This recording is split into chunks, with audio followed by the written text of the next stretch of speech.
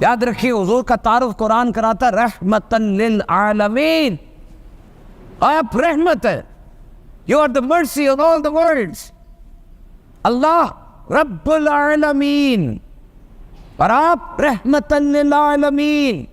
جس شے پہ اللہ رب ہے، وہ ماؤنٹ ایوریسٹ کے اوپر کوئی چھوٹا سا پودا اگا ہوا ہے، یا ماریانا ٹرنچ جو دنیا کا سب سے گہرا مقام ہے، وہاں پہ کوئی اندھا اور بہرا جانور گھوم رہا ہے، اللہ کی ربوبیت سب کے اوپر ہے، تو میرے آقا کی رحمت بھی سب کے اوپر ہے۔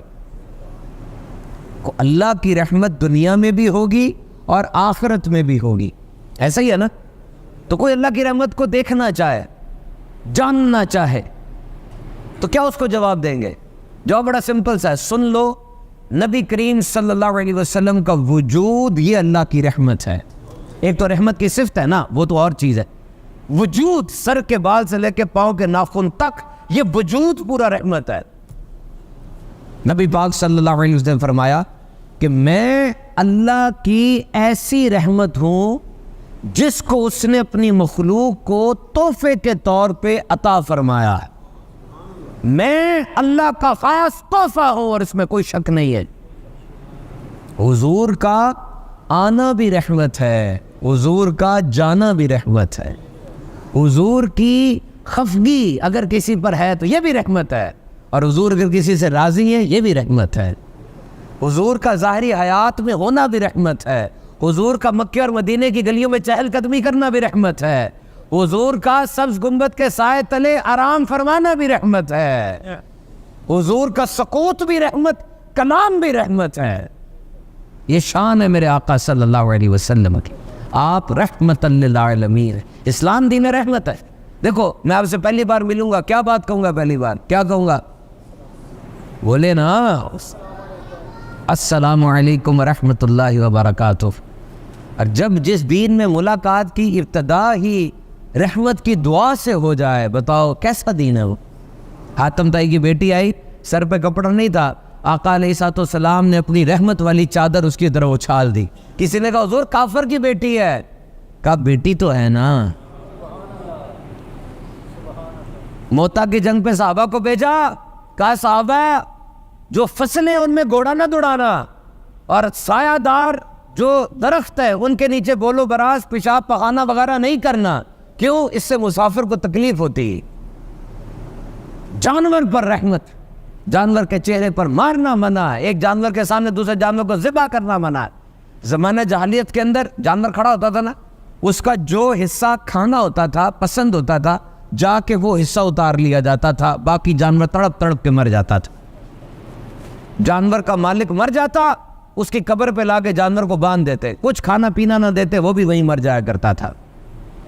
اور نبی پاک صلی اللہ علیہ وسلم نے جانوروں کے رائٹس کو کیسے ڈیفائن کیا، کمیونٹی ٹریٹ کیا، رحمتن للعالمین، آپ جہانوں پر رحمت بنا کر بھیجے گئے۔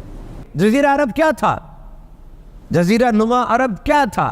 تین طرف سے سمندر میں گھرا ہوا ہے، خطہ ہے۔ فلپ کیٹی اپنی کتاب میں لکھتا ہے وانڈرنگ بیدوائنز، آوارہ گردی کرتے ہوئے بدو تھے، اپنی ماں سے وطی کرتے تھے، ننھی بیٹی پیدا ہوتی اسے دفنا دیا کرتے تھے، کوئی ان کی طرف دوسری نظر ڈال کے دیکھنے کو تیار نہیں تھا۔ Nobody was willing to give them a second look۔ جس طرح آپ کی مسجد میں پہلی بار آیا، میں نے دوسری نظر ڈال کے دیکھا، چیز اچھی ہو نا بندہ دوسری نظر ڈال کے دیکھتا ہے، لیکن عرب کی طرف دوسری نظر ڈال کے دیکھنے کے لیے کوئی تیار نہیں تھا۔ کیوں ڈالتا؟ کیا تھا وہاں پر؟ شدید گرمی، اونٹ، تلوار، بس یہی تین چیزیں اثاثہ تھی ان کی۔ Nobody was willing to give them a second look۔ Sikandar آیا تھا وہاں پہ، الیگزینڈر، دیکھا تک نہیں اس نے عرب کو، سائڈ سے گزر گیا تھا۔ رومنز بھی آئے تھے، دیکھا تک نہیں عرب کو، سائڈ پہ گزر گئے۔ کتاب میں لکھا ہو کچھ لوگ آپس میں لڑ رہے ہیں، ہیومن ٹریش لکھا کتابوں میں، انسانی کچرا۔ اور اسی جگہ جہاں پر کوئی نظر ڈال کے دیکھنے کو تیار نہیں تھا، 12 ربیع الاول کو اس ہستی کی آمد ہوئی، چون کر گئی ہے۔ سبحان اللہ، میرے آقا کی ولادت باسعادت ہوئی۔ ایک یہودی راہب کھڑا تھا، اس نے کہا وہ ستارہ اپنی جگہ پہ ہل گیا ہے، نشانی پوری ہو گئی ہے، چلو قریش کی طرف۔ جا کر پوچھا قریشی ہو وہ ہاشمی ہو، تمہارے گھر کوئی ولادت ہوئی ہے؟ کوئی نہیں پیدا ہوا. کہا ہاں ابو طالب کے گھر بچہ پیدا ہوا ہے. گیا جا کے نبی پاک صلی اللہ علیہ وسلم کو اٹھایا, مہر نبوت پہ نظر پڑی, غش کھا کے گر گیا.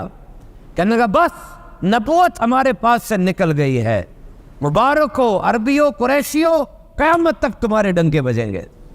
اور 100 سال نہیں گزرے تھے حضور کے وصال کو, یہی عرب کے لوگ جو سب سے چھوٹے تھے سب سے بڑے ہو کے سامنے آ گئے. So small became that big, unnoticeable became world notable. سب جانتے تھے نبی پاک صلی اللہ علیہ وسلم کی شان کو. کون نہیں جانتا تھا؟ بحیرہ راہب کا آپ نے سنا نہیں؟ اس نے کتابوں سے پڑھا تھا کہ حضور اس جگہ سے گزریں گے. گیا اسی رستے میں جا کے خیمہ لگا کر بیٹھ گیا, باہر نہیں نکلتا تھا. بستی والے کہتے کوئی نیک آدمی ہے, نیچے سے اس کو کھانا وغیرہ دے دیا کرتے تھے. وہ اندر بیٹھا تھا. میرے آقا کی ولادت ہوئی, عمر پہ پہنچے, پہلا تجارتی قافلہ حضور نے سفر کیا اور اسی رستے سے گزرے جہاں بحیرہ راہب بیٹھا تھا اور اسی جگہ پڑاؤ کیا. بحیرہ راہب نے سارے نشانیاں دیکھی, اسے پتہ چل گیا وہ آ گئے ہیں. ایک دم دروازہ کھول کے باہر آ گیا. بستی والوں نے کہا یہ تو باہر نہیں آتا, یہ کیسے باہر آ گیا؟ وہ ڈھونڈ رہا تھا. کہنے لگا قافلے والوں کوئی 9-10 سال کا بچہ ہے تمہارے ساتھ؟ کہا کوئی نہیں ہے. کسی نے کہا اپنے محمد کو پوچھتے ہوں گے صلی اللہ علیہ وسلم. آقا سامنے سے تشریف لا رہے تھے, بھاگا جا کے حضور کا ہاتھ مبارک پکڑ کے اٹھایا اور کہنے لگا قافلے والوں, دنیا والوں سن لو, یہ امام الانبیاء ہے, یہ نبیوں کے امام ہے, ان کو واپس لے جائیے. وہ تو اپنے بیٹوں سے بھی زیادہ ان کو پہچانتے ہیں, ان کو نقصان پہنچانے کی کوشش کریں گے.